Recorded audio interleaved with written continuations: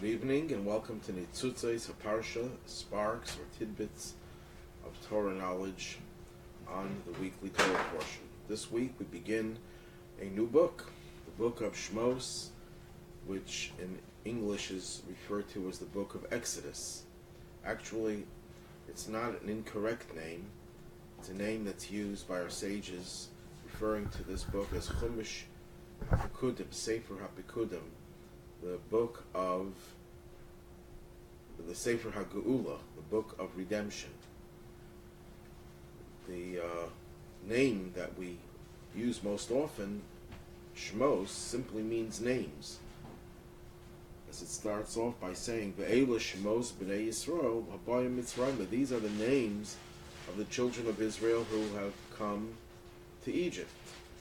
But it's a little strange to give a title to a book,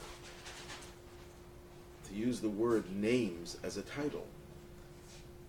Why do we use that word? So the simple explanation is that it's the first key word of that sentence. The first word is ve'ela, these are. It's not a significant word. It doesn't have any real substance to it, you could say. Whereas the word Shemos, names, has significance. But the word names also doesn't have significance at first glance. Maybe the name of the book should have been B'nai Yisrael, the children of Israel, because that's what the whole book is about. It's about the story of the children of Israel, about their saga of their enslavement, their liberation, their receiving of the Torah at Mount Sinai, and so on. But why the name names? So the answer lies in a medrash that says that the reason why the Jewish people deserved to be liberated was because they had certain merits. They had certain redeeming qualities. Although they did degenerate into idolatry, although they did follow much of Egyptian culture, but there were certain things that they did that demonstrated that they never abandoned or betrayed their true identity. And one of those things for which reason they were considered worthy enough to be redeemed was that they didn't change their names. They kept their names. The name is not just a convention of society. In order to be able to address someone, instead of saying, hey you can call him by his name, hey you Ruvain. But in Hebrew and in the Holy Tongue, a name is much more than just a gimmick, a way of addressing another person.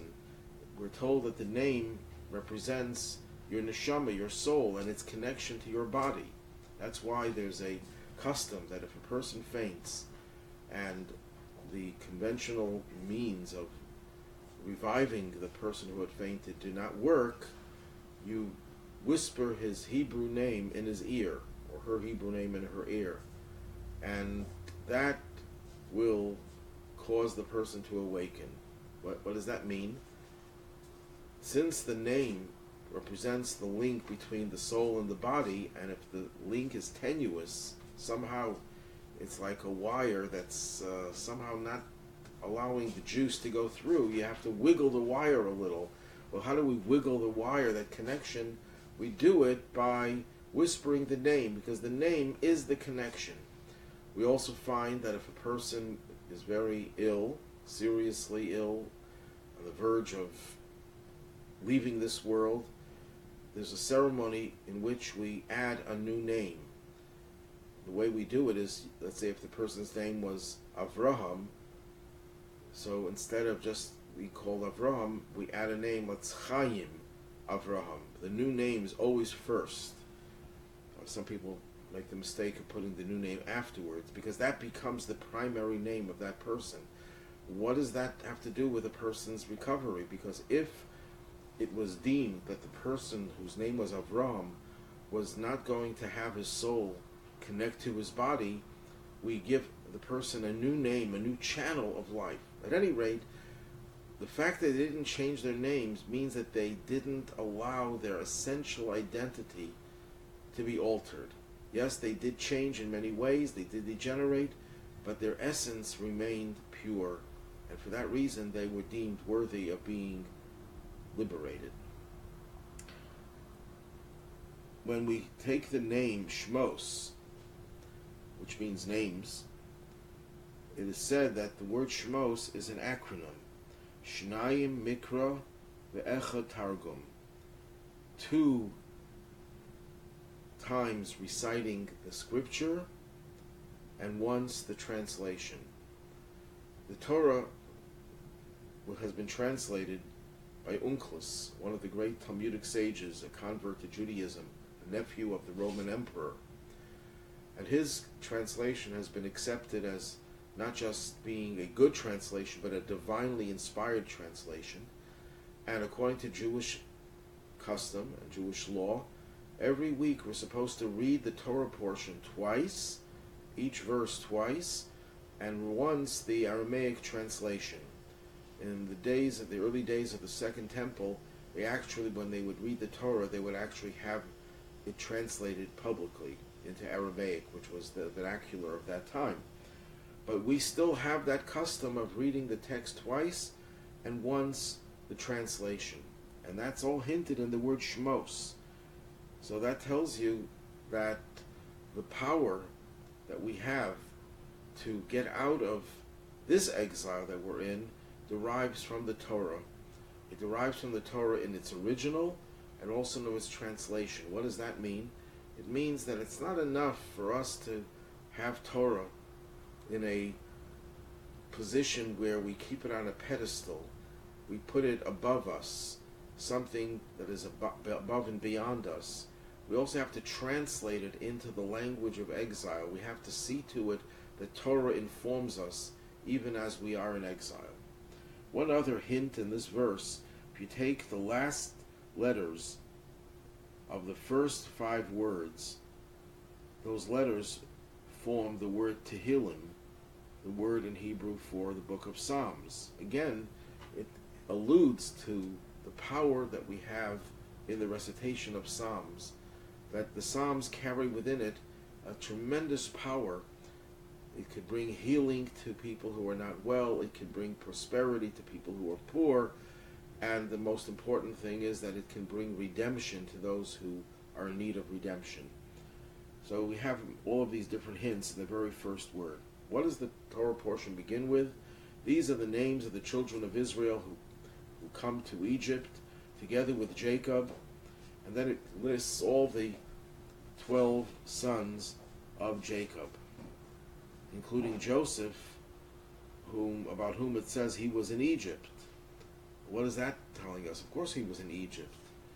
The whole end of the book of Genesis is about how Joseph was sold into slavery in Egypt. He became the viceroy of Egypt.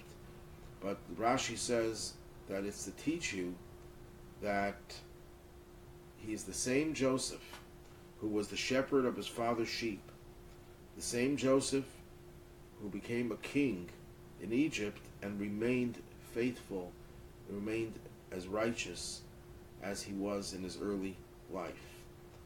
Joseph was the symbol of someone who transcended the limits of being in exile. We all know that exile has an effect on us. Sometimes the effect is very clear and demonstrable. Sometimes the effect is subtle. Joseph did not suffer any of the effects of exile. He was the symbol of being able to transcend exile.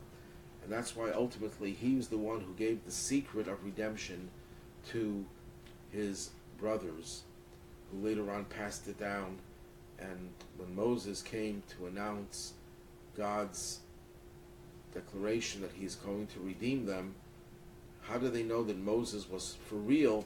Because he was able to repeat the formula that was handed down by Joseph. So we know that the power of redemption derived from Joseph, because even in exile, he transcended it. Then the Torah goes on to describe how the Jewish people proliferated, and this disturbed the Egyptians to no end, and they had to find a way of dealing with, quote-unquote, the Jewish problem. And they enslaved the Jewish people. They subjected them to torturous, back-breaking work. The Hebrew word for that is avodas perach. Now, at the Seder, we symbolize their hard work by eating a vegetable, which we refer to in Hebrew as karpas. The word karpas has the letters of the word perech, which means backbreaking work, and then it has an additional letter samach, 60, because how many Jews were in Egypt? They were 60 times 10,000. 10,000 is the highest number that we have in Hebrew, for which we have a word. So any number beyond that is a multiple, is 10,000 plus. So here it's 60 times the 10,000 that were subjected to this backbreaking work. But what exactly did they have to do? So we know that they built Pisom and Ramses. We know that they were forced to build. We know they had to make bricks, and we know that bricks are used for buildings. But it's more complex than that. The Egyptians were not just out to torture the Jews with physically backbreaking work. They wanted to demoralize them. So they did a few things. Number one, they saw to it that the buildings that they constructed did not last. They sunk. They were like built on quicksand.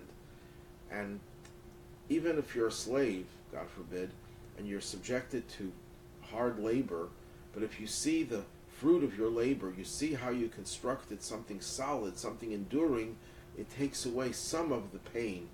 Psychologically, you feel good about yourself. You accomplished something. However, when they built something and it very soon, very quickly afterwards, sunk and fell apart, it took away even that psychological boost to their morale that they could have experienced had it been a solid structure. That's one form of torture that they were subjected to, not just physical torture, but also emotional torture. A third thing that we know about them, the Talmud says that men were given work that is primarily reserved for women. I know nowadays we have women's liberation where women can do whatever men can do, but throughout history, women and men had different roles.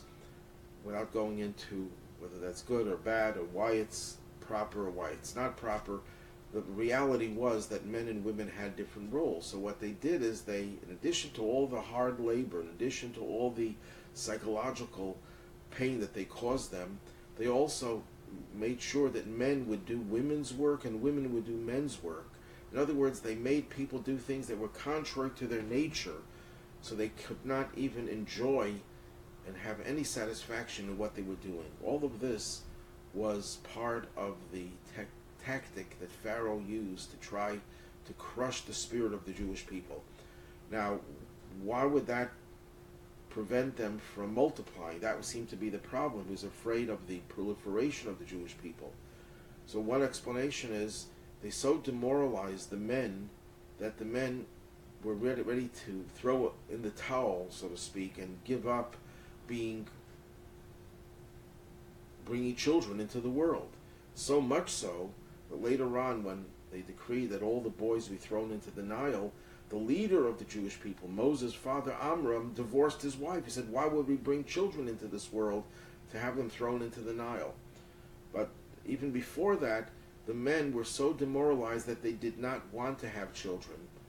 And it was the women who were able to see through the darkness, and they encouraged their husbands to have children, and as a result, the Jewish people proliferated. And this is one of the signs the Talmud uses to show how it was the merit of the righteous women that the Jewish people were liberated from Egypt. It's because they knew that God wanted them to have children, which was counterintuitive. Here you're being subjected to such hardship. Why would you want to bring children into the world? It was precisely because they brought children into the world. They brought in Moses and an Aaron and other Jewish leaders that gave them the strength and gave them the merit to be able to be liberated. The same thing is true in our day and age. Contrary to all the predictions made hundreds of years ago, the Malthusian prediction that the world would all die of starvation if we had a growth in population, and population control was the big thing. Nothing can be further from the truth. Population control does not help the world, it harms the world. This world was created in order for it to be inhabited. Humans are the primary creation for which the whole world, the whole universe was created, for human beings to serve God and bring the divine into this physical world. And having children, of course, is not an impediment to the world's well-being, it's the very solution to the problems that will be found by people who are devoted to making the world a better place. At any rate, the Jewish people proliferated in spite of all the decrees against them. We also find how the women throughout the entire saga seem to have played a very important role. Pharaoh invites the head midwives, Shifra and Puah, telling them what to do to kill the little baby boys. And not only did they not listen, but they actually gave the children extra care, and Pharaoh was defeated. He realized that you cannot do anything to harm the Jews if the women are going to be involved. The women, throughout the biblical narrative, are always in charge of preserving life and bringing more life into this world. Then we know Moses is born after the decree that all boys be thrown into the Nile, and she kept him for 3 months, but then she couldn't keep him anymore, so she puts him in a basket and he floats on the Nile. But before we get to that, it says when he was born, when Moses was born, his mother saw that he was good, which begs the question, which mother doesn't look at a newborn child and think that the newborn child is good? Of course, it's a mother. Even if the child is not such a good child, I mean, there's no such thing for a mother. So why does the Torah even mention that they saw that he was good? So the Talmud addresses that, and Rashi quotes one of the explanations of the Talmud, that when he was born, the whole house was filled with light. And another version of the Talmud is that he was born circumcised, that something about Moshe indicated that he was a perfect child, that he was destined for greatness, for leadership, that even when he was born and he hadn't yet achieved anything, he had already brought light to the world. And again, the story here is they put him in the Nile to let him float. Miriam is there, his sister, watching. Again, a woman who's so concerned about the well-being of her brother. Another woman comes, the daughter of Pharaoh, Batya, or Bitya, and she stretches out her arm to fetch this little basket. Miriam gets her mother, Yocheved, to come and nurse the child. So again, it's the Miriam who's getting the mother is nursing the child, Batya is saving the child. All of the events here surround women. Later on, after Moses gets married to Tzipporah, the daughter of Yisro, and he's going back to Egypt at the behest of God to speak to Pharaoh, in the middle of the road, on the way, a snake tries to kill Moses because he didn't circumcise his son. Who saves the day? Tzipporah, Moses' wife. She saves Moses' life. Without Moses, they wouldn't have had a liberation, an exodus. We wouldn't be here today. But all of this is because of the women who were involved over here. The women in general were the ones who kept the Jews going, and specifically we have all these different women. Moses' mother, Yocheved, Moses' sister, Miriam, the daughter of Pharaoh, Batya, Tzipporah, Moses' wife, and then all the Jewish women in general. Then Moses grows up in the palace of Pharaoh, and what happens? He goes out and he sees how his brethren are being tortured, and he sees an Egyptian man striking a Jewish man, and Moses looks in all directions, and he sees there's no one there, and he kills the Egyptian, and he hides him in the sand. Now, how did he kill this Egyptian? What does it mean he saw there was no man? So Rashi explains that he looked into the future to see if there's anyone who's supposed to convert, any of his progeny who would convert, eventually become Jewish. In that case, he knew that this person was not to be killed. But he saw there was no one who would come from this person, and he killed him. Now, how did he kill him? So the Talmud says that he used the Shem, a name of God. Moses had acquired that knowledge, which is interesting because where did he grow up? He grew up in Pharaoh's palace. So where did he get all this information? How did he even know that he was Jewish? How did he even know that this was his brother? Well, the answer is very simple. Well, although Moses was raised in the house of Pharaoh, he had his mother, Yocheved, who first nursed him and I'm sure would frequently visit him and probably taught him all that he had to know about who he was and what his purpose in life may be. But then Moses' act of killing the Egyptian was discovered by two Jews, and we're told that these two Jews are Dasan and Aviram, two troublemakers who never stopped causing trouble. Even after the Exodus, when they were in the desert, they were the ones who joined with Korach in his rebellion. And they reported what Moses did to Pharaoh. Pharaoh now wants to kill Moses. Moses has to escape, and he settles in Midian, and he helps the daughters of Yisro. Make a long story short, he became the son-in-law of Yisro, who was a priest in Midian. According to our sages, he was not just a priest, he was the primary religious figure, idol worshiper. Not only did he worship one idol, he tried every single religion until he finally recognized that Judaism was the only true religion, belief in one God, and he joined the Jewish people, and he's known as one of the most important additions to the Jewish people. And he fathers a child, Moses that is, and he calls him Gershom. Gershom comes from the word ger, I am a stranger there in a foreign land. Okay, now the Jewish people going through even more suffering, and Moses has this experience at the burning bush, where he sees the bush burning and it's not consumed.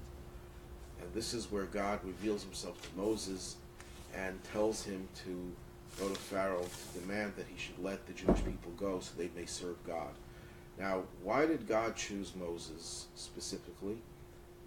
And where did it happen? It happened in Midian, the Midianite desert. But our sages tell us that Moses was shepherding the sheep of his father-in-law, and one little lamb escaped and got lost. Moses pursued it, and he found it on this mountain, which later on turned out to be the mountain upon which the temple would be built. The mountain where the Torah would be given. That was a Freudian slip because according to a Medrash, Mount Moriah, the mountain upon which the temple was built, was actually Mount Sinai. It moved temporarily to the desert to be the mountain upon which the Torah would be given.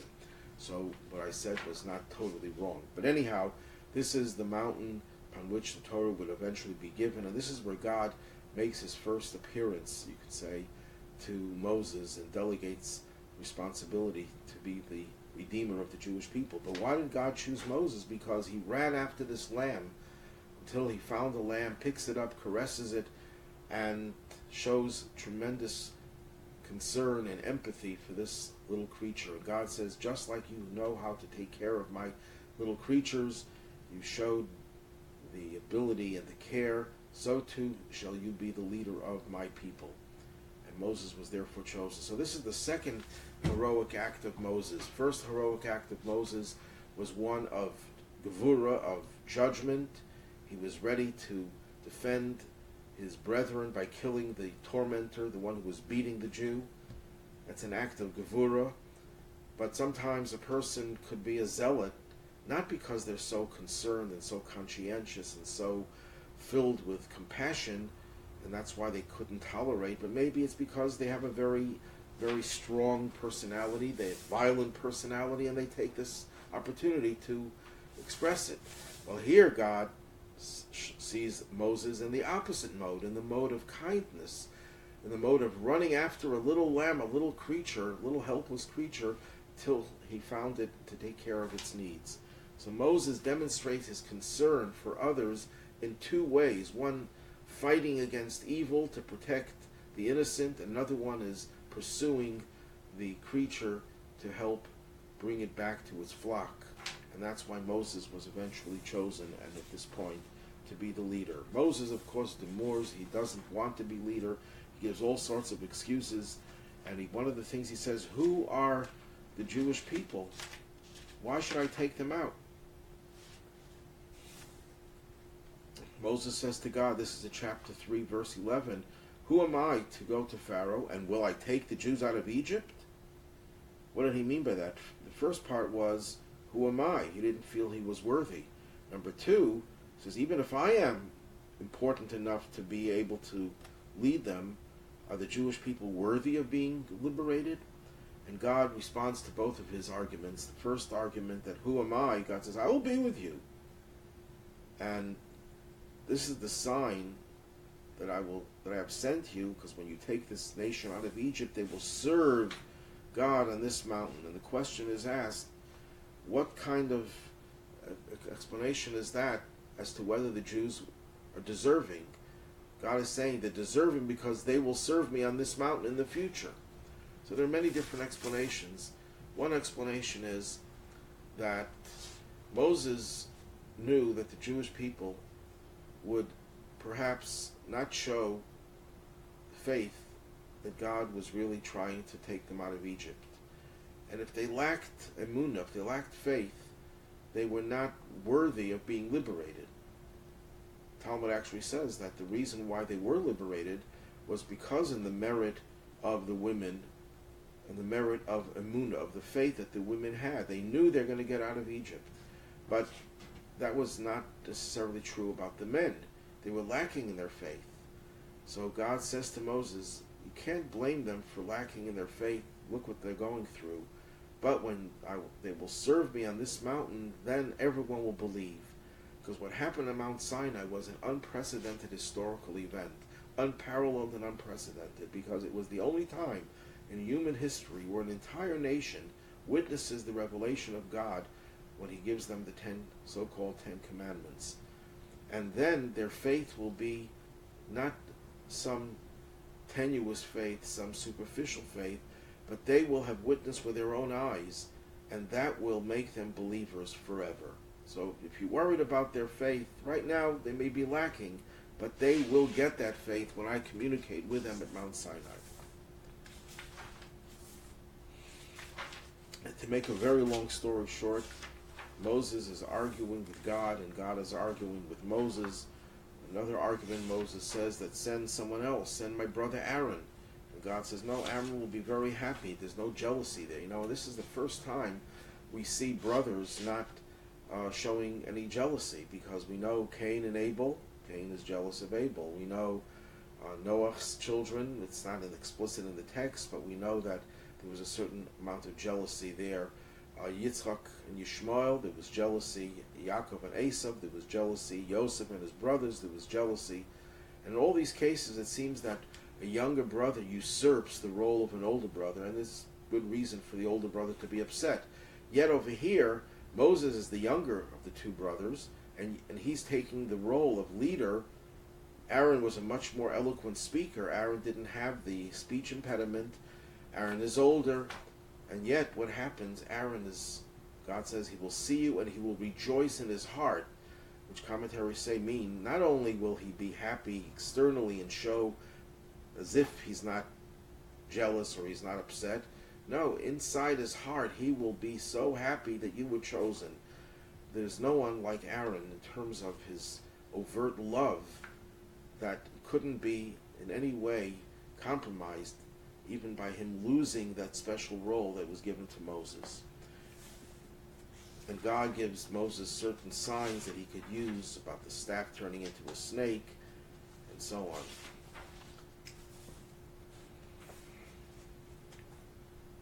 Let's skip to the end of the parsha. At the end, Moses comes to Pharaoh and demands to let the Jews go. And not only does he not do that, but he actually makes life more difficult. Instead of them taking the straw that was made available to them to use it to make bricks, they would have to find their own straw, and the quota of bricks would not be diminished in any way. And the Jews were really hurting and very upset that this whole story that he was going to redeem them seemed to be what we call in Yiddish a baba maisa, a fairy tale, that this is not true. Look, things are getting worse. And not only were things getting worse, but Moses is upset now, and Moses complains to God. Moses returns to God and says, why did you hurt this nation? Why did you send me? From the time I came to Pharaoh to speak in your name, things got worse for the people. You didn't save them. Moses is really indignant, and he's arguing, complaining to God. And God says to Moses, now you will see what I will do to Pharaoh. There's one commentary I saw that makes an interesting observation. There's a passage in the Talmud that Mashiach, the redemption, will come when people give up. Sometimes it takes people coming to a point where they think situations are hopeless, and precisely when they seem to be hopeless, that's when the salvation comes. As long as Moses was still filled with faith and was determined to liberate the Jewish people, and that it would happen imminently, the people had not hit rock bottom. It's only when Moses himself starts to have questions about this, and he's complaining about it, when he reached the rock bottom, that's when God intervenes and shows that he will save them. As long as there seems to be hope, God's role is not appreciated as much as when things seem to be hopeless. Now that doesn't mean that we should give up our hope and give up our faith. That's something that we never are allowed to do. We're never allowed to abandon our faith and hope for the redemption. But sometimes doubts start to creep in because of the time length that it's taking for the redemption to occur. And precisely when we start to feel that something is wrong, something is not happening when it should have happened, that's when God will intervene. And that, I think, has reached that point that God should certainly intervene and take us out of this exile. Have a good evening and a good Shabbos, and stay warm.